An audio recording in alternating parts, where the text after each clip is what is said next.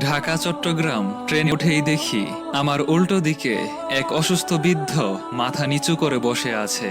Ticket দেখাতে না পেরে ভদ্রলোকের চোখে মুখে এতটাই অপরাধী ভাব যেন এক খুনের মামলার আসামি। টিটির অকথ্য ভাষার গালাগালি আমি টলারেট করতে পারছিলাম না। একটু কর্কশ ভাষায় বলে ফেললাম, টিটি সাহেব, ফাইন সহ কত? আমি দেব। টিটি বলল, আপনি দেবেন কেন? তাতে আপনার কি? টাকা নিয়ে রসিদ কেটে দিন। রসিদটা বৃদ্ধের হাতে দিয়ে বললাম, বাবা, রসিদটা রাখুন, পথে লাগতে পারে। কাঁদতে কাঁদতে বৃদ্ধ বলল, বাবা, তুমি আমার মান সম্মান বাঁচালে। পরিস্থিতি স্বাভাবিকের জন্য মৃদু হেসে বললাম, আপনি ঢাকায় কোথায় থাকেন? বৃদ্ধ বলল, সে এক ইতিহাস। আপনার কি শোনার সময় হবে? জি অবশ্যই, বলুন।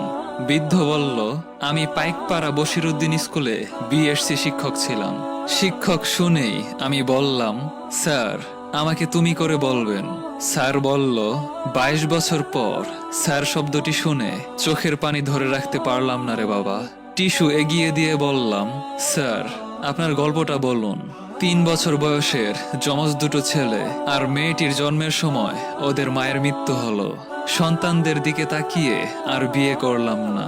পাইকপাড়ায় মাথা গোজার ঠাই করি। সন্তানদেরকে বাবা মায়ের আদর দিয়ে বড় করলাম। বড় ছেলেটা বুয়েট থেকে সিভিল ইঞ্জিনিয়ারিং পাশ করলো, আর ছোট ছেলেটা ঢাকা মেডিকেল থেকে। মেয়েটিকে কি পড়ালেন স্যার? নিম্ন মধ্যবিত্ত পরিবারের মানুষজনের ধারণা, মেয়েকে লেখাপড়া শিখিয়ে লাভ কি, পরের বাড়ি চলে যাবে। বরঞ্চ ছেলেকে সুশিক্ষিত করে তুললে বৃদ্ধ বয়সে একটু মাথা গোজার ঠাঁই হবে। আমরা খুব স্বার্থপর জাতিরে বাবা। মেয়েটি ইন্টারমিডিয়েট করার সাথে সাথে বিয়ে দিয়ে দিলাম। ছাত্রী ভালো ছিল। এরপর কি হলো স্যার? ছেলে দুটোকে বিয়ে করালাম। ছেলে দুটোর অনুরোধে জমিটুকু বিক্রি করে বড় ছেলে পল্টনে আর ছোট ছেলে উত্তরায় ফ্ল্যাট কিনলো। মেয়েকে কিছুই দেননি স্যার? স্যার কাঁদতে কাঁদতে বলল, সেটাই একটা বিরাট ভুল। ছেলের বউদের সিদ্ধান্ত প্রতি মাসের 1 হতে 15 বড় ছেলের বাসায় আর 15 থেকে 30 ছোট ছেলের বাসায় সুটকেস নিয়ে ছুটাছুটি। মেয়ে অবশ্য বহুবার বলেছে, আব্বা আপনি আমার কাছে চলে আসেন। কোন মুখ নিয়ে যাব? কতদিন যাবত বুকের বাম দিকটা ব্যথা করছে। আমি স্যারকে জিজ্ঞেস করলাম, ডাক্তার দেখাননি? স্যার মৃদু হেসে বলল, আর ডাক্তার?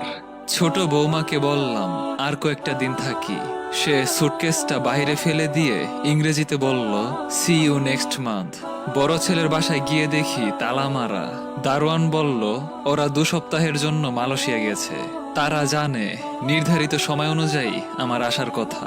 পকেটে বিষ কেনার পয়সাও নেই। তাই ভাবলাম মেয়েই শেষ অবলম্বন। আপনার মেয়ে কি করে স্যার? মেয়ের স্বামীটা খুব ভালো।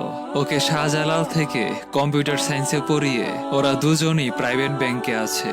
আমি বললাম, মেয়ে যদি আপনাকে গ্রহণ না করে?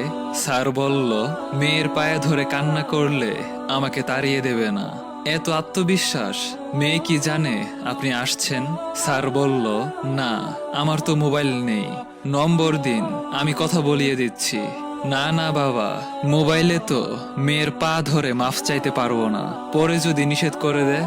আমি বলছি, আপনার মেয়ে কোনোদিন বাবাকে তাড়িয়ে দেবে না। এক প্রকার জোর করে ফোন ডায়েরি দেখে স্পিকার অন করে ডায়াল করলাম। হ্যালো, আপনি কি শাহানা? অপর প্রান্ত থেকে, জি, কে বলছেন? একখানা সুখবর দেওয়ার জন্য ফোন করলাম। কিসের সুখবর? কিছুক্ষণের মধ্যে আপনার বাবা অর্থাৎ স্যার রেল স্টেশনে পৌঁছাবেন। মেয়েটি চিৎকার দিয়ে বলে উঠল, এই শুনছো, আব্বা আসছেন। চলো আমরা স্টেশনে যাই। কতদিন হয় আব্বাকে দেখি না। নিবিড়, চল বাবা, তোর নানা ভাই আসছে, চল স্টেশনে যাই। কিছুক্ষণ পর স্টেশনে ট্রেনটি ধীর গতিতে চলছিল। জানালা দিয়ে তাকিয়ে দেখলাম ঘরের সাধারণ কাপড় পরা স্বামী সন্তান সহ এক নারী অধীর আগ্রহে তাকিয়ে যাত্রী খুঁজছিল। তাকানো দেখে বুঝে গিয়ে স্যারকে বললাম, ওটা আপনার মেয়ে? স্যার বেশ নার্ভাস স্বরে বলল, ওটাই। আমি ইশারা দিতেই ওরা দরজার সামনে এসেই স্বামী স্যারের ভাঙা সুটকেসটা নিয়ে পা ছুঁয়ে প্রমাণ করলো। মেয়েটি বাবাকে জড়িয়ে ধরে কাঁদছিল। স্যারের চোখ ভরা অশ্রু আমাকে বিদায় দিল। ট্রেন ছুটতে লাগলো। মেয়ে, জামাই আর নাতি স্যারকে ধরে আস্তে আস্তে নিয়ে যাচ্ছে আর ট্রেনটির দিকে তাকাচ্ছিল। মেয়েটির কান্না দেখে মনে হলো মা তার হারিয়ে যাওয়া সন্তানকে বহুদিন পর ফিরে পেল। আকাশের দিকে তাকিয়ে ভাবছিলাম, আজ আমার বাবা বেঁচে থাকলে এই আনন্দের থেকে আমিও বঞ্চিত হতাম না।